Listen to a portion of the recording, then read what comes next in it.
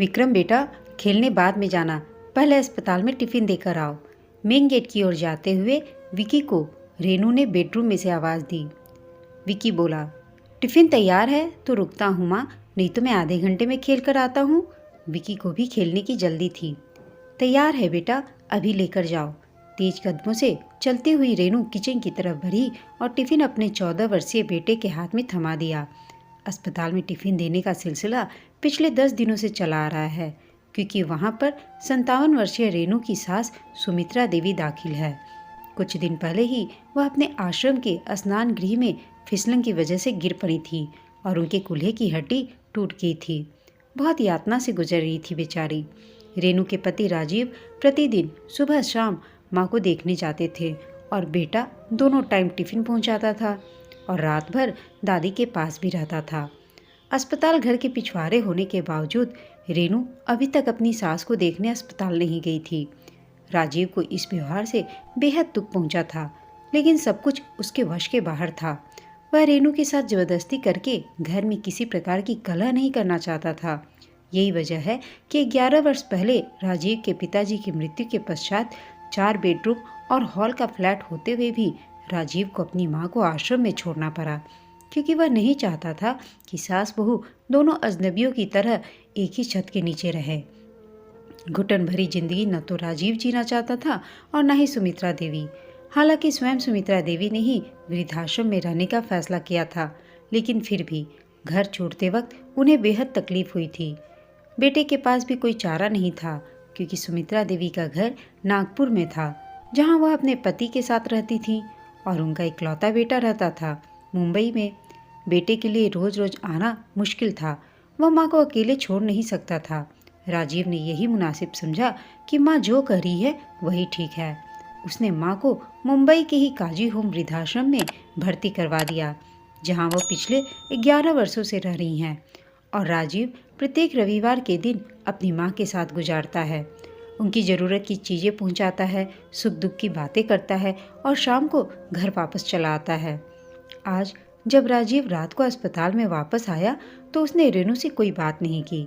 स्नान किया, खाना खाकर चुपचाप अपने कमरे में जाकर लेट गया। उसे इस बात की बेहद तकलीफ हो रही थी कि 11 दिन से माँ घर के पास वाले अस्पताल में भर्ती है और फिर भी उसकी पत्नी रेनू औपचारिकतावश भी उन्हें देखने तक नहीं गई। रेनू जब रसोई का काम निपटाकर शयन कक्ष में आई तो पति को दीवार की तरफ मुंह किए लेटे हुए पाया। यह आज की ही बात नहीं है, यह तनाव पिछले 11 दिनों से ही चल रहा है। रेनू भी दूसरी दीवार की तरफ मुंह घुमाकर लेट गई, लेकिन नींद तो जैसे रेनू की आंखों से उड़ चुका था। शादी के बाद के 5 बरस उसकी आंखों के आगे से गुजरने लगे। शादी होते ही सास ससुर की शिकायत शुरू हो गई थी। हर छोटी बड़ी चीज को लेकर न तो उन्हें रेनू के मायके से आई हुई कोई चीज पसंद थी और न ही उसका बनाया हुआ खाना। रोज किसी न किसी चीज में नुक्स निकाल दिया जाता था। यहाँ तक कि रेनू की आवाज़ में भी कहते, यही बोलती है, कैसे बोल रही है। रेनू की आवाज़ बहुत ही बारीक और बच्चों जैसी सुनाई पड़ती थी।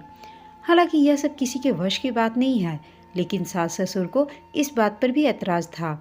वे समझते थे कि रेनू बनावटी आवाज़ बनाकर बात करती है, उसे बोलने का तरीका भी नहीं है। रेनू की कोशिश रहती कि घर के सभी सदस्य खुश रहें, मगर ऐसा हो न पाता। कभी कभी तंग आकर पलटकर वह जवाब भी दे देती थी। जिस दिन जवाब देती उसके अगले ही दिन घर में अदालत लग जाती और उसे राजीव के दबाव में आकर सास ससुर से माफ़ी मांगनी पड़ती। राजीव का कहना था कि अगर इस घर में रहना है तो इस घर की मिट्टी में मिल जाओ। रेनू के सुलगते हुए दिल में मुट्ठी भर राख और जमा हो जाती।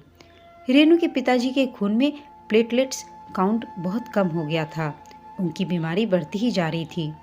उस दिन जब फ़ोन आया कि पिताजी की तबीयत बहुत ख़राब है, जल्दी आ जाओ, तो रेनू ने अपने सास ससुर से अपने पिताजी से मिलने शिमला जाने की इजाज़त मांगी।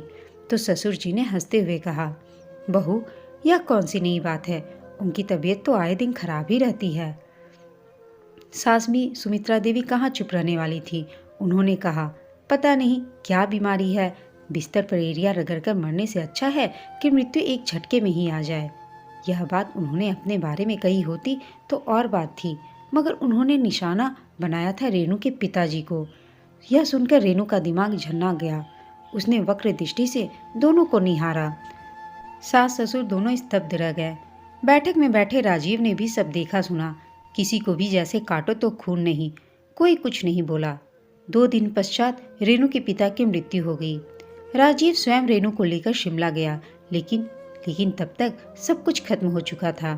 पिता की मृत्यु ने राख में दबे ज्वालामुखी को और तेज कर दिया था। रेणु अब जिंदगी भर सास ससुर की शक्ल नहीं देखना चाहती थी। यह सब सोचते सोचते रेणु को नींद आ गई। सुबह उठी तो रेणु की आंखें रात भर नींद न आने की वजह से लाल थी। बेटा अस्पताल से आकर स्कूल के लिए तैयार होने लगा। रेणु रसोई में गई। राजीव चुपचाप दाढ़ी बना रहा था। सभी के घर में मौजूद होते हुए भी एक चुप्पी व्याप्त थी।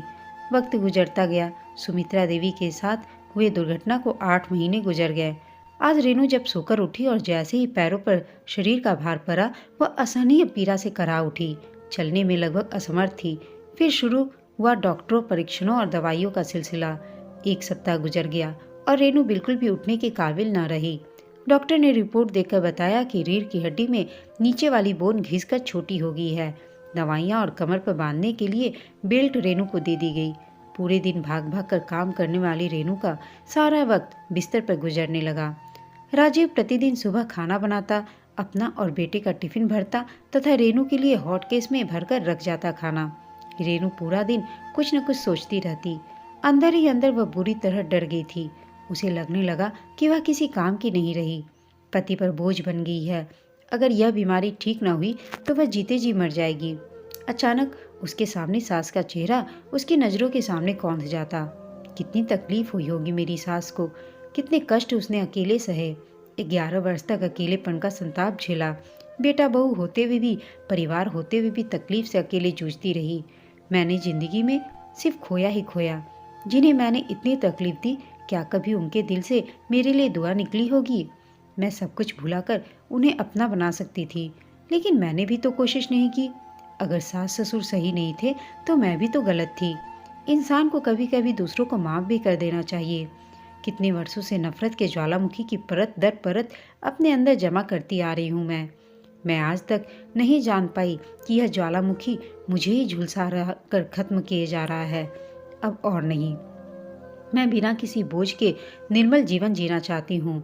रेणु ने मन ही मन एक दृढ़ निश्चय किया कि वह राजीव के साथ स्वयं जाएगी अपनी सास को लेने। बस थोड़ी सी ठीक हो जाए। वह अगर आने के लिए नहीं मानेंगी तो भी वह पैर पकड़कर खुशामद करके उन्हें मना लेगी। इन ख्यालों ने रेणु को बहुत हल्का बना डाला। वह जल्द ठीक होने का इंतजार करने लगी, क्योंकि अब उसे अपने किए पर पश्चाताप हो रहा था। शाम को राजीव जब ऑफिस से वापस आया तो रेणु के चमकते चेहरे को देखकर उसे बहुत संतोष हुआ। जब रेणु ने अपना इरादा बताया तो राजीव कृतज्ञ हो गया। उसके मन में आया कि दुनिया भर की खुशियां रेणु पर न्यौछावर कर दे। प्रकट में वह कुछ बोल नहीं पाया। बस प्यार से उसने रेणु के बालों को सहलाने लगा और झुककर उसका माथा चूम लिया। रेणु जब ठीक हो गई तो फिर अस्पताल जाकर अपनी सास को वापस अपने घर ले आई। वृद्धाश्रम उसने नहीं जाने दिया और फिर सब मिलजुल कर एक साथ रहने लगे। दोस्तों, आपको यह कहानी कैसी लगी कमेंट करके बताइएगा। साथ ही कहानी अच्छी लगी हो तो इसे लाइक, शेयर और चैनल को सब्सक्राइब अवश्य कीजिएगा। कहानी सुनने के लिए आप सबका धन्यवाद।